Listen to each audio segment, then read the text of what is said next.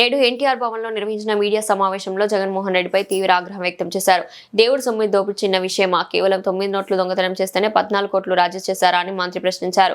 రాష్ట్రంలో ప్రతిపక్ష హోదా కూడా కోల్పోయిన నాయకుడు గురించి మాట్లాడాల్సి రావడం బాధాకరం. ఆయన ప్రజల కోసం నిజాలు చెప్పే బాధ్యత ఉందన్నారు. ప్రతిపక్ష నాయకుడు ప్రవర్తన చూస్తుంటే దొంగే దొంగ అని అర్జించినట్టుంది అని ఆగ్రహం వ్యక్తం చేశారు. 5 ఏళ్ల అధికారాన్ని అడ్డంగా పెట్టుకుని మాఫియాలను పోషించి దొంగ ముఠాలతో రాష్ట్ర పరిపాలన చేసిన వ్యక్తి కూటమి ప్రభుత్వ పనితీరుపై మాట్లాడడం హాస్యాస్పదంగా ఉందని అన్నారు.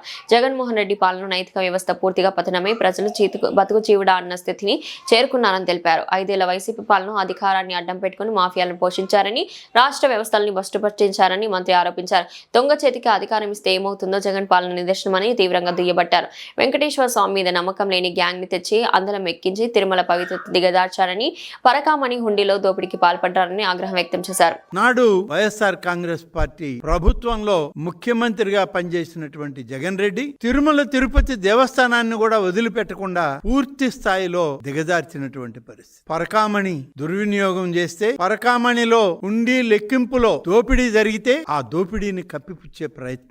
కోట్లాది మంది శ్రీ వెంకటేశ్వర స్వామి యొక్క భక్తులు ఆ స్వామిని కొలిచి ఆ స్వామి సన్నిధిలోని ప్రసాదం తీసుకుంటే ఆ లడ్డూ ప్రసాదం వారికి వారి కుటుంబాలకి ఒక మంచి ఆధ్యాత్మికమైనటువంటి ప్రసాదాన్ని చేశామనేటువంటి ఒక ఆత్మ సంతృప్తి ఉండేది. దానిలో దగా ఏ కార్యక్రమం తీసుకున్నా మాఫియా రాజ్యం నడిచిందే తప్ప మరొకటి కాదు అనేటువంటి విషయం ప్రజలు ఇప్పుడిప్పుడే ఆంధ్ర రాష్ట్ర ప్రజానీకమే కాదు, ఆధ్యాత్మికతని దైవంగా భావించేటువంటి నిత్య పూజలు అందుకునేటువంటి శ్రీ వెంకటేశ్వర స్వామి ఆలయంలో ప్రజలు ముందుకొచ్చి భక్తులు వేలాది మంది ప్రతి నిత్యం 70 నుంచి 80 వేల వరకు మంచి పండుగ దినాలైతే 1,00,000 దాటేటువంటి పరిస్థితుల్లో కూడా ఈరోజు సంతోషంగా గడిపేటువంటి భక్తులకి 5 సంవత్సరాలని మాఫియా సామ్రాజ్యాన్ని పరిపాలనని మర్చిపోయే పరిస్థితుల్లో తగుదునమ్మా అని నువ్వు మళ్ళీ స్క్రీన్ ముందుకొచ్చి టీవీల ముందుకొచ్చి ఏమి జరిగింది, చిన్నదే కదా అది పెద్దగా చెప్తున్నారే అని మాట్లాడుతుంటే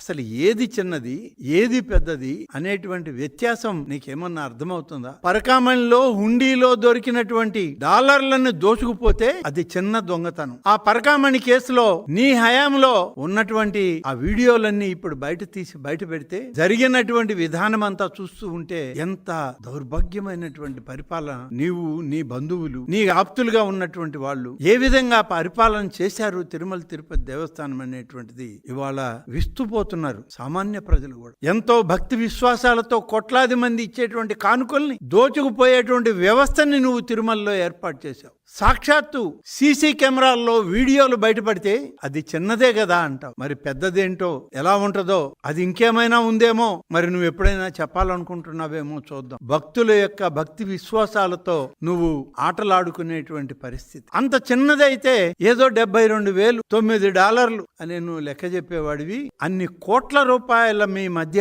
ఎలా చేతులు మారాయి అని అడుగుతున్నా. ఇవాళ వాస్తవాలు నివేదికల్లో ఉన్నాయి. ఇదేమి రాజకీయ ప్రసంగం కాదు, సాక్ష్యాలతోటి బయట పెట్టినటువంటి వ్యవస్థ ఉంది. ఇవాళ కోట్లాది రూపాయలు ఆ వ్యక్తి యొక్క ధనాన్ని మీరు ఎలా పంచుకున్నారు? మరి అన్ని ఆస్తుల్ని మీరు ఎలా స్వాధీనం చేసుకున్నారు? లోక్ అదాలత్లో కేసులు ఎందుకు రాజీ చేసుకున్నారు? అతని ఆస్తులు రాయించుకుని అతని దగ్గర ఉన్నటువంటి డబ్బు మీరు దోచుకుని పోలీసు అధికారులు ఆనాడు పనిచేసినటువంటి మీ పోలీసు అధికారులను దగ్గర పెట్టుకుని మీరు వంతబాడి ఆ దొంగతనానికి పూనుకున్నటువంటి యొక్క ఆస్తులు కబ్జా చేశారే, నిధులు దోచుకున్నారే. మరి వెంకటేశ్వర స్వామికి కోట్ల రూపాయలు అతని దగ్గర నుంచి రాజీ రూపాయలు ఇప్పించామని అంటున్నారే. అంటే 72,000 రూపాయలు అయ్యే $9 నోట్లు దోచుకున్న ఆయనకి ఇన్ని 100 కోట్ల రూపాయలు ఎక్కడి నుంచి వచ్చాయి? ఎవరిచ్చారు అతనికి? అతను ఏమైనా కోటీశ్వరుడా? వేరే వ్యాపారాలు ఉన్నాయా? దుర్మార్గంగా చేసిన తప్పును కప్పిపుచ్చుకోవడానికి అతనితో రాజీపడి అతని ఆస్తులు కొల్లగొట్టినటువంటి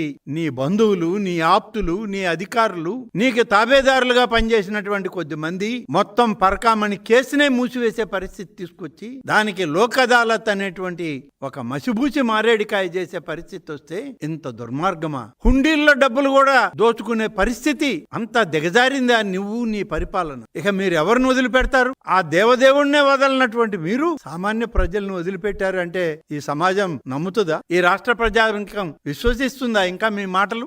ఈరోజు ప్రతిపక్ష నాయకుని యొక్క పరిస్థితి ఎలా ఉంది అంటే దొంగే దొంగ అంటూ పరిగెట్టిన పరిస్థితి కనబడతా ఉంది. గతంలో 5 సంవత్సరాలు ప్రజాస్వామ్య వ్యవస్థను అడ్డం పెట్టుకుని ప్రజల యొక్క తీర్పుని అగౌరవపరిచే విధంగా తన పరిపాలన గావించి ఆ పరిపాలన సమయంలో కొన్ని మాఫియాలను పోషించి కొంతమంది దొంగలని తన చుట్టూ పెట్టుకుని రాష్ట్ర ప్రజల్ని నిర్లక్ష్యం చేసి పరిపాలన వ్యవస్థలన్నింటినీ కూడా భ్రష్టు పెట్టించినటువంటి వ్యక్తి.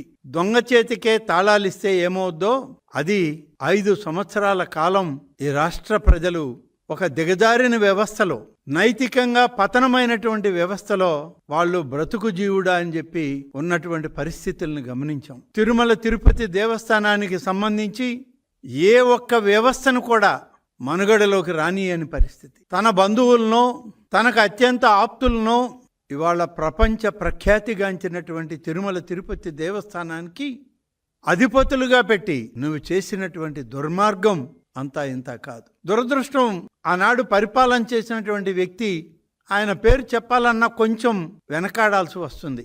మన నోటితో ఆయన పేరు ఎందుకు చెప్పాలి? కానీ ఒక విషయం చెప్పక తప్పదు.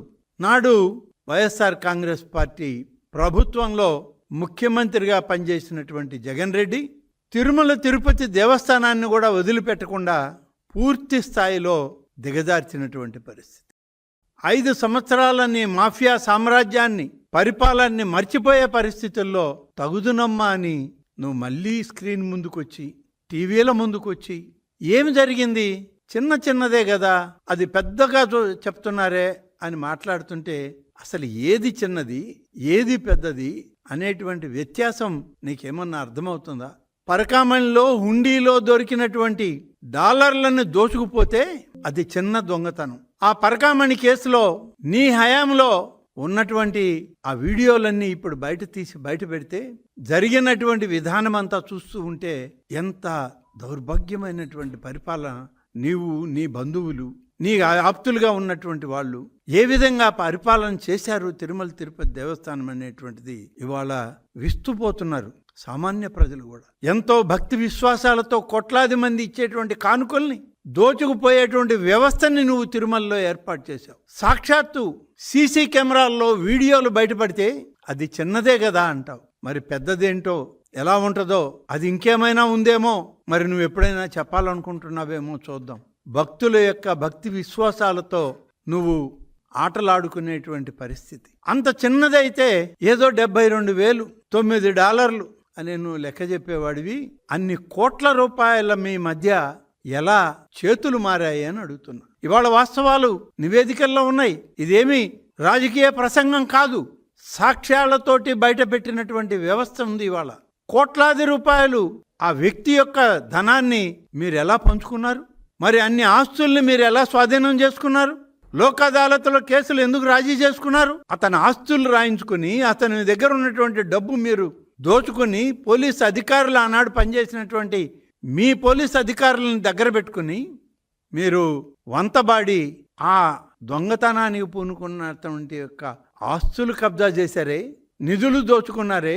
మరి వెంకటేశ్వర స్వామికి కోట్ల రూపాయలు అతని దగ్గర నుంచి రాజీ రూపేణ ఇప్పించామని అంటున్నారే. అంటే 72,000 రూపాయలు అయ్యే $9 నోట్లు దోచుకున్న ఆయనకి ఇన్ని 100 కోట్ల రూపాయలు ఎక్కడి నుంచి వచ్చాయి? ఎవరిచ్చారు అతనికి?